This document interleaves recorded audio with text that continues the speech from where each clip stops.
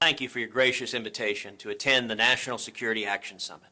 I'm so sorry I can't be there in person, but I want to thank Frank Gaffney and the entire team at the Center for Security Policy for elevating these critical issues.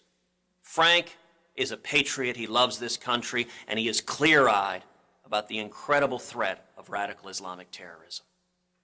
The recent attacks on Paris and San Bernardino have brought front and center the issue of radical Islamic terrorism.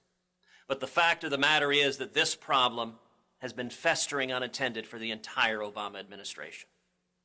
For President Obama, however, such issues are at the peripheral, at best, to his core progressive agenda, an agenda that appeases our enemies before actually defending the national security interest of our great country.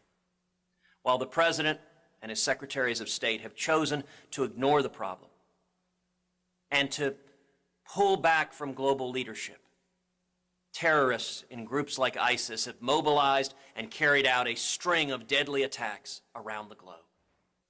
In addition to those voices on the right who are suggesting sweeping aside citizens' Fourth Amendment rights, there are voices on the left who want us to voluntarily surrender our Second Amendment rights. Chief among them is our president. With all due respect, the president has it exactly backwards.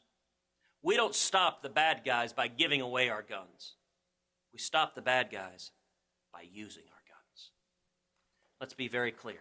The Second Amendment is not the enemy. ISIS is. Radical jihadists are. As Joseph Story so rightly noted, the Second Amendment is the palladium of our liberties. These rights enabled an armed citizenry to defend ourselves against evil actors, whether they be criminals or, as we're seeing the threat increase, homegrown or migrant terrorists in our own cities.